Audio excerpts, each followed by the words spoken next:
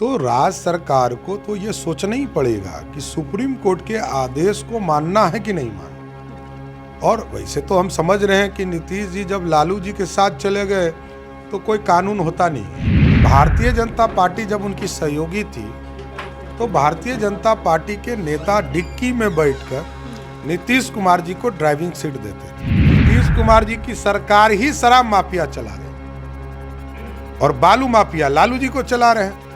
तो यही तो बिहार चल रहा है, इसमें कहाँ दम है? ये पूरी तरह अपराध हो रहा है। एक ही व्यक्ति 8 साल से परीक्षा नियंत्रण कैसे बना हुआ है?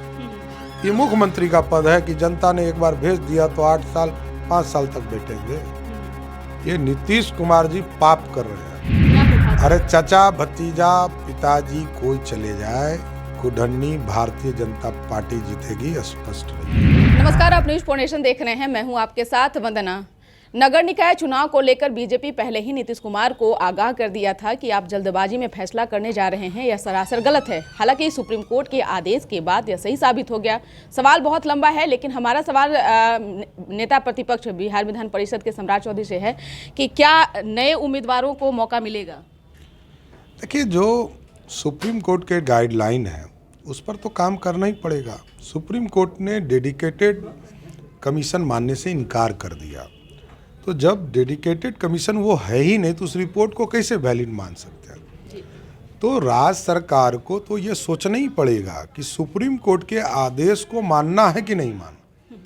और वैसे तो हम समझ रहे हैं कि नीतीश जी जब लालू जी के साथ चले गए तो कोई कानून होता नहीं है।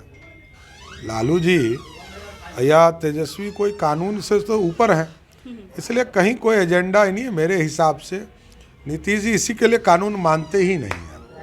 एक सवाल यह भी है कि सरकार बनने से पहले और नई सरकार बनने के बाद अपराध काफी जो है बढ़ा है ग्राफ। देखिए वंदना जी, पूरा स्पष्ट है। नीतीश कुमार जी जिनके साथ काम कर रहे हैं, भारतीय जनता पार्टी जब उनकी सहयोगी थी तो भारतीय जनता पार्टी के नेता डिक्की में बैठकर नीतीश कुमार जी को ड्राइविंग सीट देते थे। और आज पहले आप देखते थे एक फोटो लगता था सिर्फ नीतीश कुमार जी, आज सबका फोटो लग रहा है। तो समय बदल गया, अब तो गुंडों की सरकार है। राष्ट्रीय जनता दल के गुंडे सरकार में मंत्री हैं और भ्रष्टाचारी उसका नेता है। तब उसमें क्या होना है? जो भ्रष्टाचारी होगा, और आप देखते नहीं उम्मीदवार कैसे कैसे लोग उतारते हैं। 2 जगह शराब माफिया और 1 जगह अपराधी, तो इसके बाद बचता क्या है? शराब माफिया, क्योंकि सरकार ही चल रही है। नीतीश कुमार जी की सरकार ही शराब माफिया चला रहे हैं और बालू माफिया लालू जी को चला रहे हैं। तो यही तो बिहार चल रहा है, इसमें कहाँ दो मत।